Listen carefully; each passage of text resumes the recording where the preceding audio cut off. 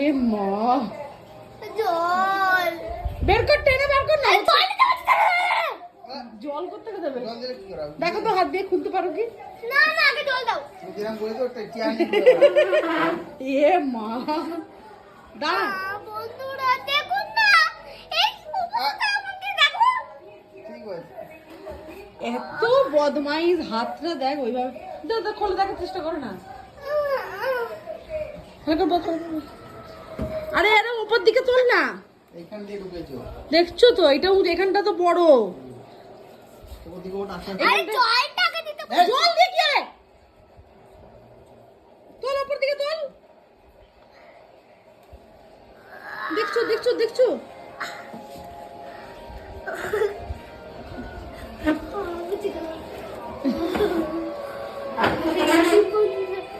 জীবনে তুমি এটা করিনি।